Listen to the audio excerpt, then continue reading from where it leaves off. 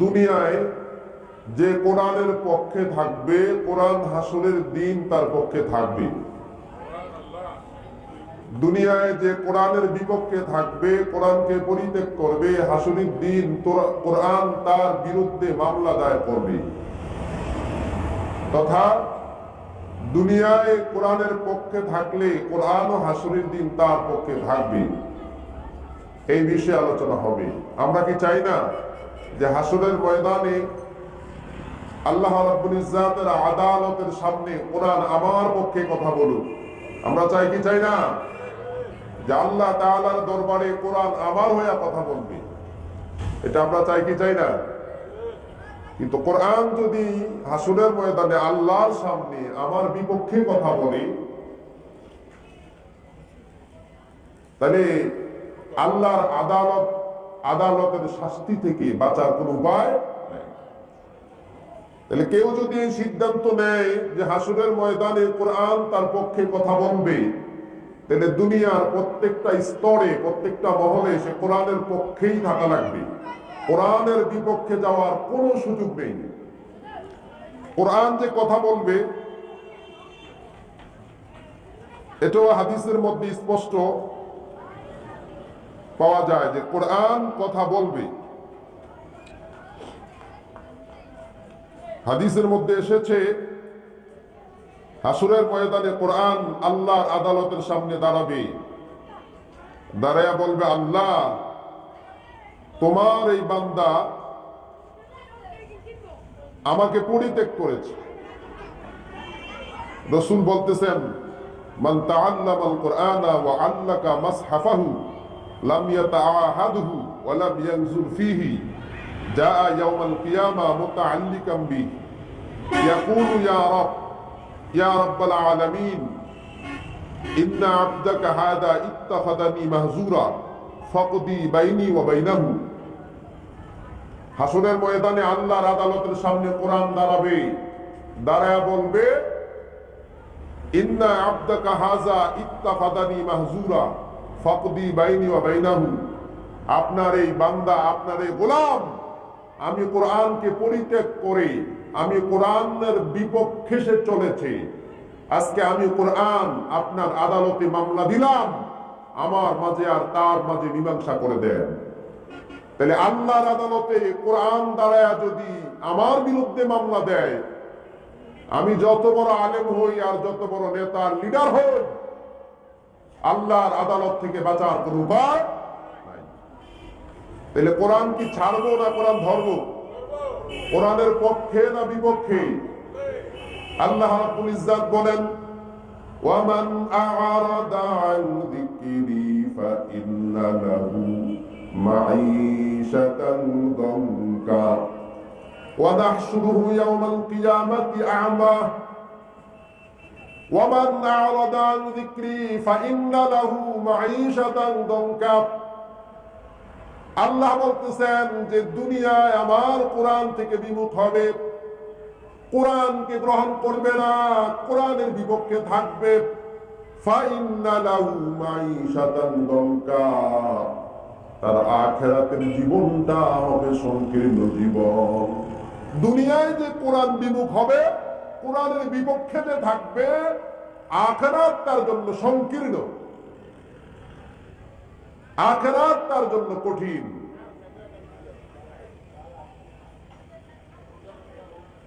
ওয়া নাহশুরুহু ইয়াওমাল কিয়ামাতি আ'মা। আর কিয়ামতের ময়দানে আল্লাহ বলতেছেন হাসরের মাঠে তাকে অন্ধ বানায়া উঠানো হবে। যে কোরআনের বিপক্ষে দুনিয়া অবস্থান করবে, হাসরের ময়দানে আল্লাহ বলেন তাকে অন্ধ বানায়া উঠানো হবে। এবার সে অন্ধ বানায়া উঠানোর পরে আল্লাহর সামনে তারা বলবে, ক্বালা রাব লিমা হাসারতানি আ'মা ওয়া কাদ কুনতু বাসীরা। আল্লাহ আজকে লক্ষ কোটি মানুষের সামনে, জিনদের সামনে, নবীদের সামনে আপনি আমাকে কেন অন্ধ বানায়া উঠালেন? ওয়া কাদ কুনতু বাসীরা, আমি দুনিয়ায় দেখতাম, আমার অনেক যোগ্যতা ছিল, আমি অনেক বড় আলেম ছিলাম, অনেক বড় মুফতি ছিলাম, আমি আরেফ বিল্লাহ ছিলাম, আমি চেয়ারম্যান ছিলাম, মেম্বার ছিলাম, শিল্পপতি ছিলাম, ব্যবসায়ী ছিলাম, আমি এমপি ছিলাম, মন্ত্রী ছিলাম, আমার অনেক সম্মান দুনিয়ায় ছিল।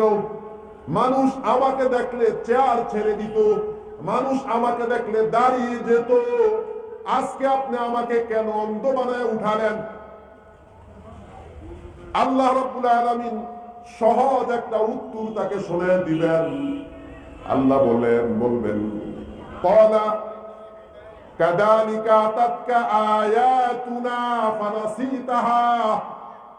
কয় দুনিয়ায় যখন তুই ছিলি তোর কাছে আমার কোরআন গিয়েছিল, আমার কোরআন তোর সামনে ছিল। পৃথিবীর এমন কোন দেশ নাই যেখানে কোরআন নাই, ঠিক না বেঠে? মুসলমানদের এমন কোন ঘর নাই যে ঘরের মধ্যে কি নাই? কোরআন নাই। আল্লাহ বলবে কাযালিকা আতাতকা আয়াতুনা, তোর কাছে কোরআন গিয়েছিল, ওয়া কাযালিকা ফানাসিতাহা, তুই কোরআনকে পরিত্যাগ করে চলেছিলি, কোরআনকে ভুলে গিয়েছিলি, কোরআনের বিপক্ষে অবস্থান নিয়েছিলি। ওয়া কাযালিকা আল-ইয়াওমা তুনসা, আমিও আজকে ভুলে গেলাম। মানে আয়াতের সোজা কথা হলো আল্লাহ জানায় দিবে যে তুই দুনিয়ায় কোরআনের বিপক্ষে ছিলি, এজন্য আমিও আজকে তোর বিপক্ষে। ওয়াজটা সহজ না কঠিন? বুঝে নাই? সহজ সহজ। হাসরের ময়দানে আল্লাহ তাআলা বলবে তোর সামনে কোরআন ছিল, তোর ঘরে কোরআন ছিল, তোর দেশে কোরআন ছিল, কোরআন সামনে পাওয়ার পরেও তুই কোরআনের বিপক্ষে ছিলি, এজন্য আমি তোর বিপক্ষে। এই কথাটাকে আমি বানায়া বলছি না, কোরআনের কথা। সহজ না কঠিন? একদম সহজ। বলবে আল্লাহ আপনি আমাকে অন্ধ বানায়া কেন উঠালেন? আমি তো অনেক যোগ্য ছিলাম, আমি অনেক দামি, অনেক পদওয়ালা ছিলাম, আজকে আমারে কেন অন্ধ বানায়া উঠালেন? আল্লাহ বলবে দুনিয়ায় থাকা অবস্থায় আমার কোরআনের বিপক্ষে ছিলি, আজকে আমিও তোর বিপক্ষে চলে গেলাম। দুনিয়ায় থাকা অবস্থায় আমার কোরআনকে তুই গ্রহণ করস নাই, এজন্য আমিও আজকে তোকে গ্রহণ করি না। আল্লাহু আকবার। তাহলে হাসরের ময়দানে আমাদের কারো এই অবস্থা হবে, এটা কি আমরা চাই? যে কোরআন আমার বিরুদ্ধে আল্লাহর আদালতের সামনে দাঁড়ায় মামলা দিবে, আর আল্লাহ সিদ্ধান্ত নিবে যে আমি তোর পক্ষে নাই, অপরাধ, দুনিয়ায় কোরআন ছিল, তুই কোরআনের পক্ষে ছিলি না। এবার হাসরের ময়দানে আমাদের সমাজের কার অবস্থা কঠিন হবে, কার অবস্থা সহজ হবে? হাসরের ময়দানে আমাদের দেশের কার অবস্থা সহজ হবে, কার অবস্থা কঠিন হবে, এটা চিনা সহজ না কঠিন? সহজ। কিভাবে সহজ? যার সম্পর্ক কোরআনের সাথে, হাসরের ময়দানে তার মুআমালাত সহজ। দুনিয়ায় যার সম্পর্ক কোরআনের সাথে নাই, হাসরের ময়দানে তার মুআমালাত কঠিন, তার হিসাব কঠিন হবে, তার সাথে আল্লাহর পক্ষ থেকে ব্যবহার কঠিন হবে। কথা ঠিক না বেঠিক? ক্বালা রাসূলুল্লাহ সাল্লাল্লাহু আলাইহি ওয়াসাল্লাম, এক হাদিসের মধ্যে আল্লাহ রাসূল বলতেছেন আল কোরআনু হুজ্জাতুল লাকা ওয়া আলাইক। কয় হাসরের ময়দানে কোরআন তোমার পক্ষেও সাক্ষী দিতে পারে, তোমার বিপক্ষেও সাক্ষী দিতে পারে। আল কোরআনু হুজ্জাতুল লাকা ওয়া আলাইক, ইবনে মাজার হাদিস। আল্লাহ বলতেছেন হাসরের ময়দানে কোরআন তোর পক্ষেও দাঁড়াইতে পারে, বিপক্ষেও। যদি কোরআন কারো পক্ষে দাঁড়ায় যায়, উপায় থাকবে না। কোরআন যদি কারো পক্ষে দাঁড়া সাক্ষী হয়ে যায়, আল্লাহর কাছে মামলা দায়ের করে উপায় থাকবে না। রাসূল বলেন তারাকতু ফীকুম আমরাইনি লান তাদিল্লু মা তামাসসাকতু বিমা কিতাবাল্লাহ।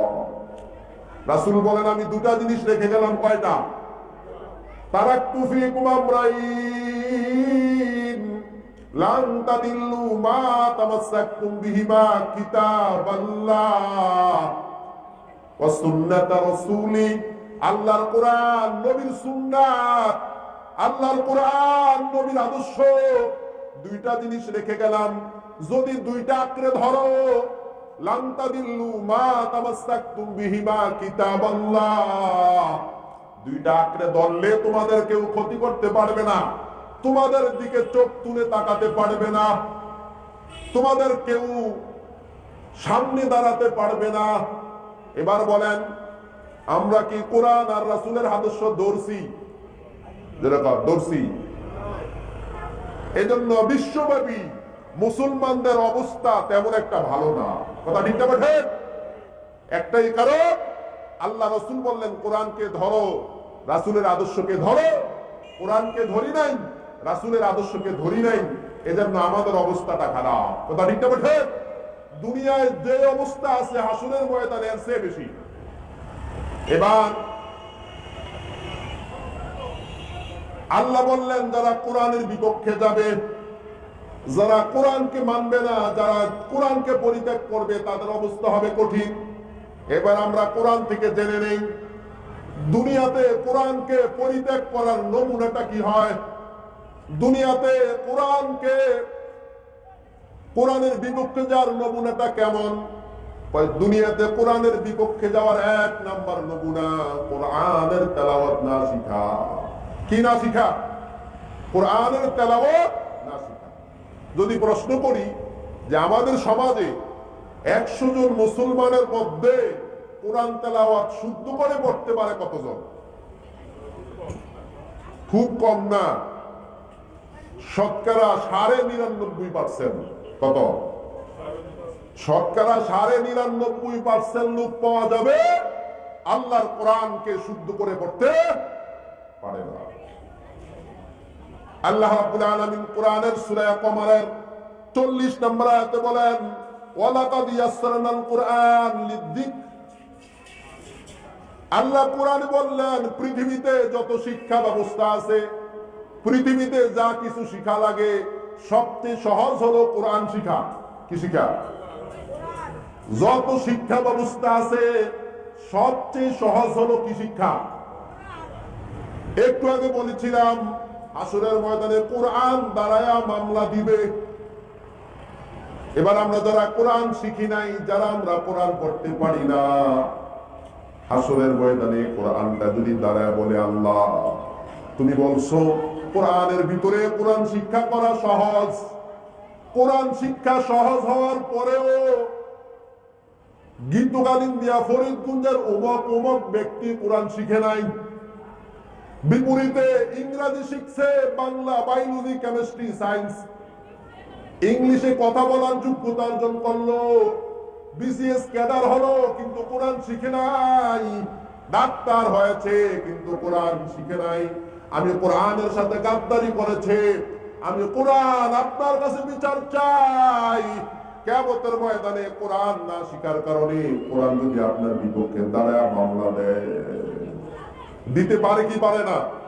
আর যখন পারে কি পারে না? মুসলমান কোরআনের সূরা ফাতিহা তেলাওয়াত করতে জানে না। এই তালিমুল কোরআন মাদ্রাসা দেওয়া হয়েছে এই জন্য মুসলমান কোরআন পড়বে। কথা ঠিক না ঠিক? আজকে এক শ্রেণী বলে এত মাদ্রাসা কেন? পুরা ফরিদগঞ্জের মাদ্রাসাগুলা গণনা করেন আর মাদ্রাসার ছাত্র সংখ্যা গণনা করেন, পুরা ফরিদগঞ্জের স্কুলগুলা গণনা করেন আর ছাত্র সংখ্যা গণনা করেন। প্রশ্ন করি, স্কুলে ছাত্র সংখ্যা বেশি না মাদ্রাসায়? বুঝে নাই কথা? ছাত্র সংখ্যা স্কুলে বেশি না মাদ্রাসায়? 95% মুসলমানের দেশে কোরআনের শিক্ষা ব্যবস্থা এত সহজ। বাড়ির পাশে কোরআনের শিক্ষা ব্যবস্থা, বাড়ির ডানে বামে সামনে পিছনে, তারপরে মুসলমানের 99.5% কোরআন তেলাওয়াত শুদ্ধ। এই মুসলমানের পক্ষে খোদার কসম হাসরের ময়দানে কোরআন দাঁড়াবে না। কথা ঠিক না ঠিক? তাহলে এক নাম্বার, যারা কোরআন শিখে না, যারা কোরআন পড়তে পারে না, দুনিয়ার সব জানে, ডাক্তারি পড়তে পারছে, বায়োলজি, কেমিস্ট্রি সব পড়তে পারছে, কিন্তু কোরআনের শিক্ষা ব্যবস্থা গ্রহণ করে নাই। খোদার কসম, নারী হোক আর পুরুষ হোক, কিয়ামতের ময়দানে কোরআন দাঁড়াবে, দাঁড়ায় বলবে, আল্লাহ আপনার গোলাম, আপনার বান্দা আমি কোরআনকে শিখে নাই, আমি কোরআনকে পড়ে নাই। কথা ঠিক না ঠিক? 2000, 3000, 4000 টাকা দিয়া পর্যন্ত অঙ্ক আর ইংরেজি, বায়োলজি আর কেমিস্ট্রি পড়াইতে পারে, 200 আর 300 টাকা মাসে দিয়া কোরআন শিখাতে পারে না। ঠিক না ঠিক? তাহলে এক নাম্বার, হাসরের ময়দানে কোরআন দ্বারা বলবে আমি কোরআনকে পড়ে নাই, তেলাওয়াত করে নাই, কোরআন শিখে নাই। 2 নাম্বার, সূরা ইব্রাহিম 1 নাম্বার আয়াত, কোরআন নিজের ভাষা আরেকটা মামলা দিবে, সেটা হলো এই আল্লাহ রাব্বুল আলামিন আসমান থেকে কোরআন নাজিল করলেন কেন, জানা দরকার আছে কি না? এত বড় কোরআন 6666 আয়াত, আল্লাহ রাব্বুল আলামিন এটা আসমান থেকে জিবরাইলের মাধ্যমে নাজিল করলেন কেন, জানা দরকার আছে কি নাই? আল্লাহ বলতেছেন আলিফ লাম রা কিতাবুন আনজালনাহু ইলাইকা লিতুখরিজান নাসা মিনাজ যুলুমাতি ইলান নূর। হে হাবিব, হে মুহাম্মদ, আপনার কাছে আমি কিতাব নাজিল করলাম, আপনার কাছে আমি কোরআন নাজিল করলাম, লিতুখরিজান নাসা মিনাজ যুলুমাতি ইলান নূর। এই কোরআন দিয়া অন্ধকার থেকে মানুষকে আপনি আলোর দিকে নিয়ে আসবেন। এই কোরআন দিয়া মানুষকে আপনি সুদ থেকে হালালের দিকে নিয়ে আসবেন। এই কোরআন দিয়া মানুষকে মন্দির থেকে মসজিদে নিয়ে আসবেন। এই কোরআন দিয়া সিনেমা হল থেকে মাহফিলে নিয়ে আসবেন। লিতুখরিজান নাসা মিনাজ যুলুমাতি ইলান নূর। কার কথা? আল্লাহ বলতেছেন কোরআন নাজিল করা হলো কোরআন দিয়া ধইরা ধইরা কোরআনের বয়ান শোনায়া, কোরআনের দাওয়াত শোনায়া মানুষগুলাকে হেদায়েতের ব্যবস্থা করবেন, এই জন্য কোরআন নাজিল করা হলো। একটা প্রশ্ন হবে, 100 বছর আগে যত কোরআন বাংলাদেশে ছিল, এখন কোরআন শরীফের সংখ্যা কম না বেশি? বুঝেন নাই কথা? 100 বছর আগে ছাপাখানা থেকে যত কোরআন শরীফ ছাপানো হইল, বর্তমানে এই কোরআন শরীফের সংখ্যা কম না বেশি? 100 বছর আগে যত মাদ্রাসা ছিল, এখন মাদ্রাসার সংখ্যা কম না বেশি? 100 বছর আগে যত মুফতি আর মুহাদ্দিস ছিল, এখন মুফতি আর মুহাদ্দিসের সংখ্যা কম না বেশি? 100 বছর আগে যত পীর সাহেব ছিল, এখন পীর সাহেবের সংখ্যা কম না বেশি? কথা কি বুঝতেছেন? বেশি হওয়ার পরে বাংলাদেশের নাস্তিকের সংখ্যা কম না বেশি? কথা বুঝেন নাই? 100 বছর আগে যত ছিল, এখন কম না বেশি? সুদ খানেওয়ালা 100 বছর আগে যত ছিল, এখন এর চেয়ে কম না বেশি? বেপরদা 100 বছর আগে যেমন ছিল, আজকে 100 বছর পরে কম না বেশি? এক কথায় কোরআন বিরোধী কাজ 100 বছর আগে যেমন ছিল, আজকে 100 বছর পরে কম না বেশি? কেন? একটাই কারণ, আল্লাহ কোরআন নাজিল করলেন কোরআনের বয়ান শোনায়া, কোরআনের কথা মানুষকে বইলা, কোরআন দিয়া বুঝায়া বুঝাইয়া সুদখুরকে ভালো করবে। কোরআন কেন নাজিল হলো? লিতুখরিজান নাসা মিনাজ যুলুমাতি ইলান নূর। আল্লাহ রাসূল যখন দুনিয়ায় আগমন করলেন, একজনও মুসলমান ছিল? বুঝেন নাই কথা? রাসূল যখন 570 খ্রিস্টাব্দে মক্কায় আগমন করলেন, ওই সমাজে আল্লাহ বলার মতো কি একজনও ছিল? বুঝেন নাই কথা? ছিল? একজনও ছিল। কিন্তু রাসূল যখন বিদায় হলেন, 2 লক্ষ বা 1.5 লক্ষ, 1.25 লক্ষ সাহাবী রেখে গেলেন। এই সাহাবীরা দুনিয়ায় থাকা অবস্থায় জান্নাতের কি পাইছে? সার্টিফিকেট, সনদ পাইনি। তাহলে বলেন তো, রাসূল যখন দুনিয়ায় আগমন করলেন, আল্লাহ বলার মতো একটা লোক ছিল না, কিন্তু বিদায় অবস্থা এমন হাজার হাজার সাহাবী যারা জান্নাতে যাওয়ার উপযুক্ত। এটা কিভাবে হলো? কোরআন দিয়া। যেরকম কি দিয়া? কোরআনের কথাগুলা খুইলা খুইলা মানুষের কাছে বর্ণনা করার পরে, যেই ব্যবসায়িক সুদে ব্যবসা করে, তার কাছে যদি কোরআন দিয়া সুদের কথা বোঝানো হতো, খোদার কসম সে সুদ ছেড়ে দিত। কথা কি বুঝতেছেন? যেই সন্ত্রাসী করে, তার সামনে যদি কোরআনের বয়ান করা হতো, খোদার কসম সে সন্ত্রাসী ছেড়ে দিত। ঠিক না বেঠিক? কিন্তু দুঃখের বিষয়, কোরআন যে উদ্দেশ্যে নাজিল হলো, কোরআন যেই মুভমেন্টে নাজিল হলো, হাজার আলেম আছে, হাজার বক্তা আছে, হাজার মাহফিল হয়, কিন্তু হাজার মাহফিল হওয়ার পর কোরআনের উদ্দেশ্য মাকসাদ পুরা হয় না। একটাই কারণ, যেভাবে মানুষের কাছে কোরআন পৌঁছানো দরকার ছিল ওভাবে পৌঁছাই না। ঠিক না বটে? কোরআন মুহাম্মদুর রাসূলুল্লাহ যেভাবে পৌঁছাইছে আমরা এভাবে মানুষের কাছে পৌঁছাই না। সাহাবায়ে কেরাম কোরআনকে যেভাবে গ্রহণ করছেন আমরা এভাবে গ্রহণ করি। কোরআন দিয়া দইরা দইরা মানুষকে জান্নাতের পথে আনবে। যেটা নাস্তিক এটা যে কোরআন দিয়া বুঝাইয়া আস্তিক বানাবে, যেটা গাঁজাখোর এটা কোরআন দিয়া বুঝাইয়া ভালো করা লাগবে। ঠিক না ঠিক? কিন্তু এখন এই দায়িত্বটা হলো আহলে ইলম, যারা উলামায়ে কেরাম, এই দায়িত্বটা হলো তাদের। কোরআন যাদের কাছে আছে এই দায়িত্ব হলো তাদের কোরআন দিয়া বুঝাইয়া বুঝাইয়া মানুষের রূপ দূর করা। আল্লাহ রাব্বুল আলামিন আসমান থেকে যখন দেখলেন মক্কায় শিরকের রূপ দেখা যায়, আসমান থেকে শিরক বিরোধী আয়াত নাযিল করলেন। কথা কি বুঝতেছেন? কোরআনের ৬৬৬৬ আয়াত একসাথে নাযিল হয়েছে না? পুরা ২৩ বছরে, পুরা ২৩ বছরে মানে সমাজের মধ্যে যখন যে রূপ দেখা গেছে ওই রূপ অনুযায়ী আসমান থেকে আল্লাহ কোরআন দিয়ে ওষুধ পাঠিয়ে দিয়েছেন। মানে সমাজের মধ্যে যে রূপ দেখা গেছে ওই রোগের সমাধান দেওয়ার জন্য আসমান থেকে রব্বে কারীম কি পাঠালেন? জোরগান কি পাঠালেন? কোরআন পাঠালেন, সমাধান পাঠালেন। আমাদের কাছে কোরআন মওজুদ, কোরআন বিদ্যমান আছে কি নাই? তো যাদের কাছে কোরআন আছে তাদের দায়িত্ব হলো সমাজে যে সময় ইসলাম বিদ্বেষী যে রূপ দেখা দেয় ওই রূপ অনুযায়ী কথা বলা। কথা বুঝেন নাই? কি অনুযায়ী কথা বলা?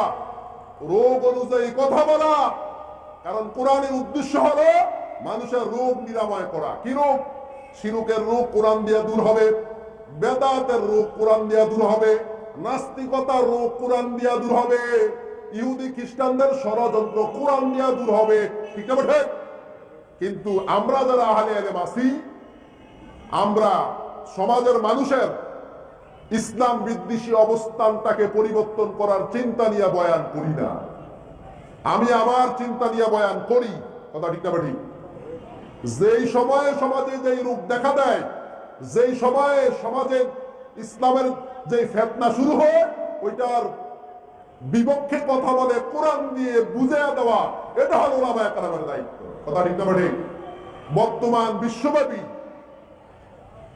ইসলামকে মিঠা দেওয়ার জন্য, কোরআনকে মিঠা দেওয়ার জন্য যে ষড়যন্ত্রগুলা কাফের আর মুশরিকরা করে, হক্কানি উলামায়ে কেরামের দায়িত্ব হলো কোরআনের আয়াত দিয়া বুঝায়া বুঝায়া জনতার সামনে, মানুষের সামনে এগুলা স্পষ্ট রূপে প্রকাশ করে দেওয়া। কথা ঠিক না ঠিক?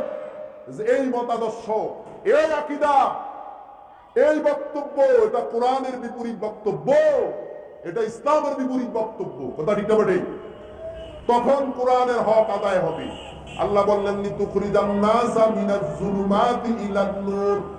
আমি কোরআন আপনাকে দিলাম, কোরআন দিয়ে আপনি অন্ধকার দূর করবেন, কোরআন দিয়ে আপনি শিরক দূর করবেন, কোরআন দিয়ে আপনি কুফরি মতবাদ দূর করবেন, কোরআন দিয়ে আপনি সমাজে শান্তি প্রতিষ্ঠা করবেন। এখন কোরআনও আছে, কোরআনের আলেমও আছে, কিন্তু সমাজে শান্তি নেই। কথা ঠিক না ঠিক? কোরআনকে যেভাবে গ্রহণ করলে শান্তি আসতো ওইভাবে কোরআনকে আমরা গ্রহণ করি নাই। তাহলে কিভাবে বলছিলাম যে হাসরের ময়দানে কোরআন দাঁড়ায় বলবে আল্লাহ আমাকে যেভাবে গ্রহণ করা দরকার ছিল তোমার বান্দারা আমাকে এইভাবে গ্রহণ করে নাই, আমার সাথে আর তাদের মাঝে সম্পর্ক ঠিক ছিল না, আমার সাথে আর তাদের সাথে সম্পর্ক মিল ছিল না, আমার সাথে তারা ভালো ব্যবহার করে না। যেরকম যে কোরআন দিয়া জীবন চালায় না সে কি কোরআনের সাথে ভালো ব্যবহার করে? যেরকম যে কোরআন দিয়া জীবন চালায় না সে কি কোরআনের সাথে ভালো ব্যবহার করে? করে না। যে কোরআন হাসরের মাঠে দাঁড়ায় বলবে আল্লাহ আমি কোরআন দিয়া ঘরে খতম পড়াইছি, আমি কোরআন দিয়া টাকা ইনকাম করছি, আমি কোরআনকে বিক্রি করে খাইছি, কিন্তু আমি কোরআন দিয়া সমাজ গঠন করে নাই, আমি কোরআন দিয়া জীবন গঠন করে নাই। এটা আমার কাছে সহ্য হয় না, আপনার কাছে মামলা দিলাম, আপনি সমাধান দেন।